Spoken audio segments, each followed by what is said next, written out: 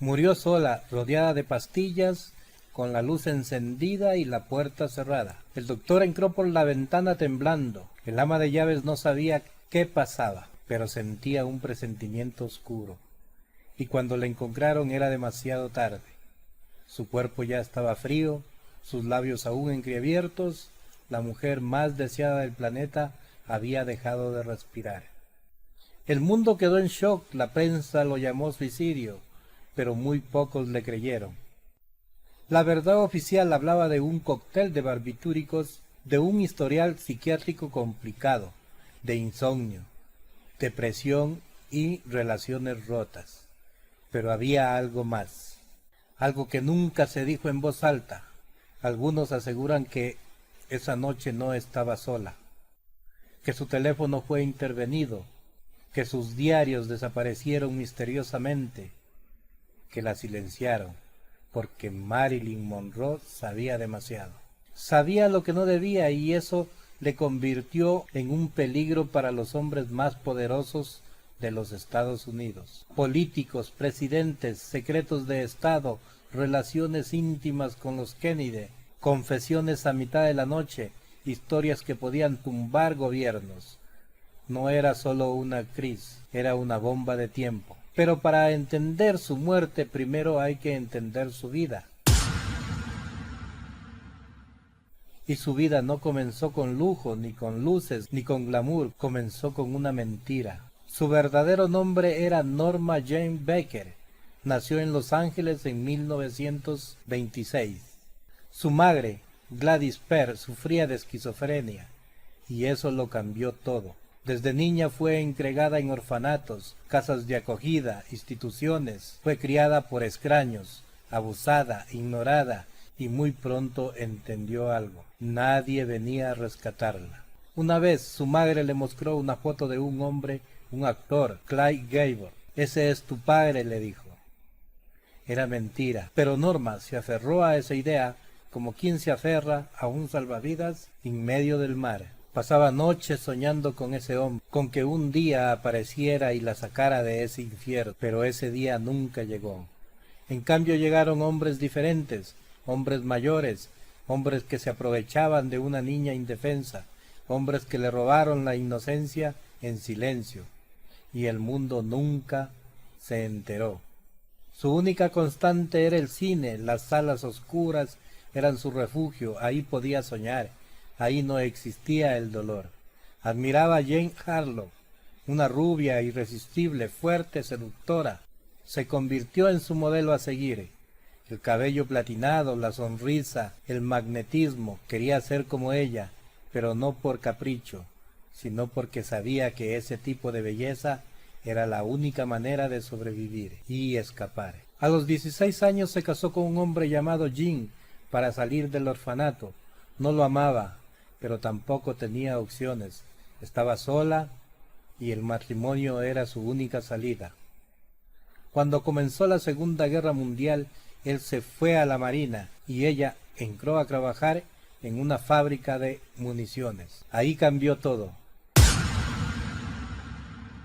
Un fotógrafo del ejército le vio, le pidió tomarle unas fotos para animar a los soldados y la cámara la amó. Así comenzó su carrera como modelo. Al principio eran retratos inocentes, pero cuando el dinero escaseó, tuvo que aceptar propuestas más provocadoras, poses seductoras, revistas para hombres y finalmente fotos completamente desnuda, por tan solo $50. Le daba vergüenza, tenía miedo, pero también tenía hambre, y eso era más fuerte que la vergüenza.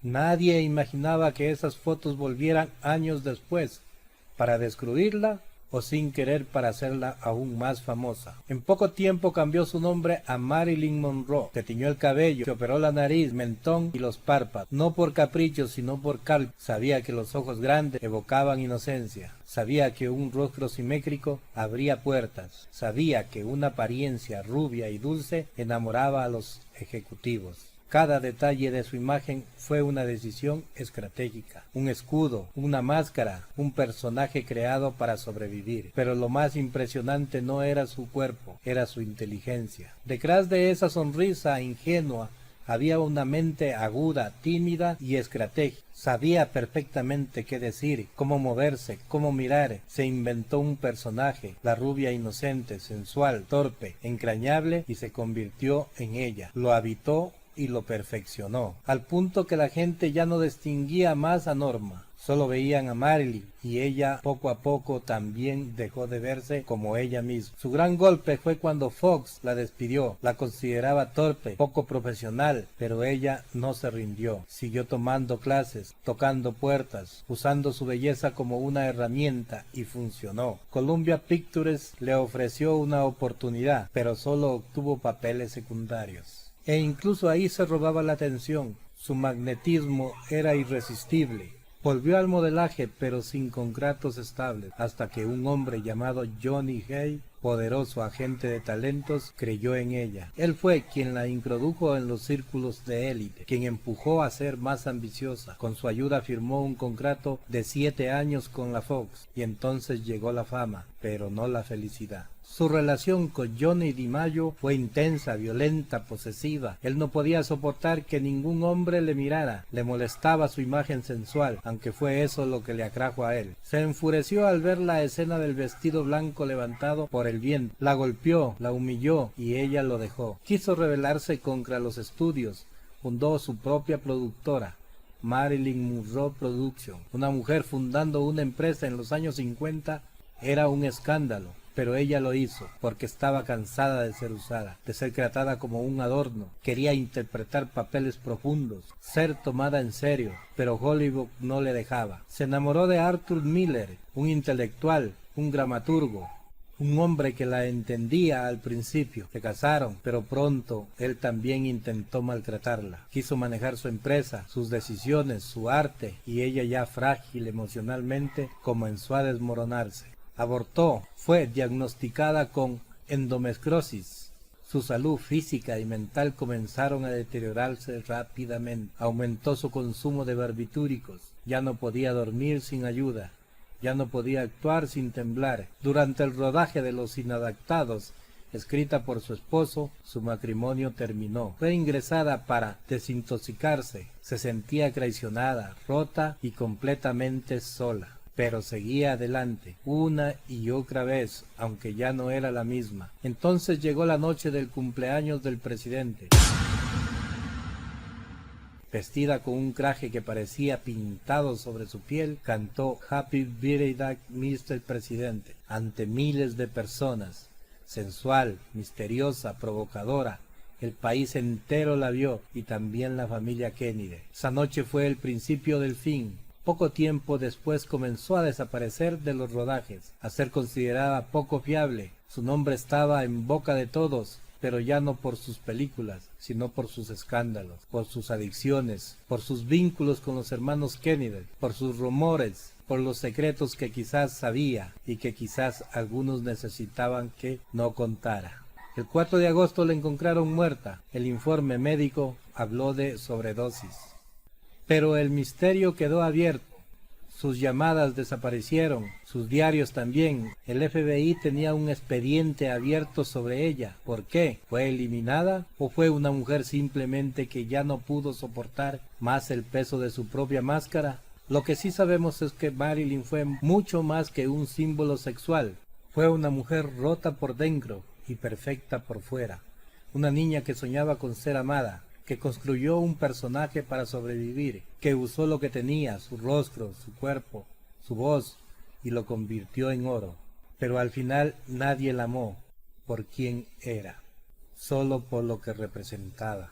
Andy Warhol la convirtió en arte, en imagen, en repetición, porque eso fue lo que el mundo hizo de ella. La convirtió en un objeto, en una marca, en una mecánica, pero debajo de todo eso había una mujer astuta, valiente, insegura, que solo quería que alguien la viera, que alguien la entendiera, que alguien le amara, no como símbolo, sino como ser humano.